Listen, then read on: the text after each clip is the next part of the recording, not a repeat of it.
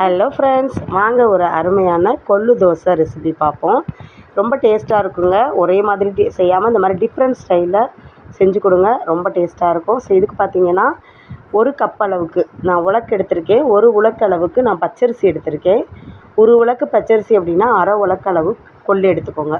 So கொள்ளில் கல்லெல்லாம் இருக்கும், நீங்கள் நல்லா புடச்சி அந்த கல்லெல்லாம் புறக்கி எடுத்துகிட்டு அதுக்கப்புறம் இதை ஆட் பண்ணிக்கோங்க. 1/4 உலக்கு அளவுக்கு நான் கருப்பு உளுந்து ஆட் பண்ணியிருக்கேன்.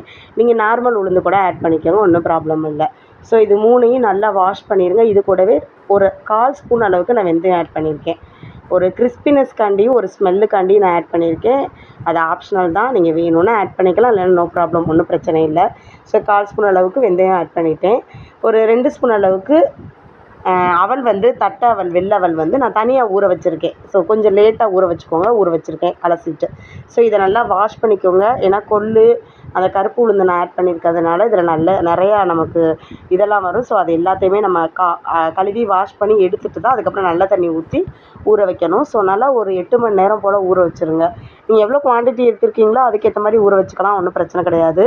பாருங்கள், நல்லா ஊறிடுச்சு. நான் அலசி எடுத்துட்டேன் சுத்தமாக. ஸோ இதை ஒரு கிரைண்டரில் போட்டு நல்லா நைஸாக நம்ம மாவு பதத்துக்கு அரைச்சி எடுக்க போகிறோம்.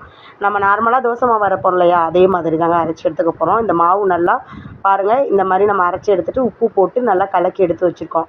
இதை நைட்டு ஓவர் நைட் ஃபுல்லாக நீங்கள் புளிக்க வச்சுருங்க. புளிச்சா தான் இந்த தோசை நல்லாயிருக்கும். ஸோ பாருங்கள், நல்லா புளிச்சு பொங்கி வந்திருக்கு. ஸோ இதில் நம்ம தோசை வறுக்க போகிறோம். தோசை கல்லை எடுத்துக்கோங்க, அதில் ஆயில் தடவிட்டு நல்லா தோசையை ஊற்றி எடுத்துக்கோங்க. எண்ணெய் சுற்றி நல்லெண்ணெய் விட்டுருக்கேன்னா நல்லெண்ணெய் விட்டுக்கோங்க. ஸோ நல்லா சுட்டு எடுத்திங்கன்னா மொறுன்னு ரொம்ப டேஸ்டான ஒரு கொள்ளு தோசை ரெடி ஆயிடுச்சுங்க. ஸோ இது கொள்ளு தோசை மாதிரியே இருக்காது, நம்ம நார்மல் தோசை மாதிரி தான் இருக்கும். நம்ம இது ஊற்றும் போது நல்லா கபகபன்னு வாசமாக இருக்கும். இதுக்கு நான் கருவேப்பிலை சட்னி ஆட் பண்ணியிருக்கேன். ஸோ தேங்காய் சட்னி, சாம்பார் நீங்கள் எது கூட வேணால் சாப்பிட்லாம். பிடிச்சிருந்தா லைக் பண்ணி சப்ஸ்கிரைப் பண்ணி ஆல் பட்டனை கிளிக் பண்ணிக்கோங்க.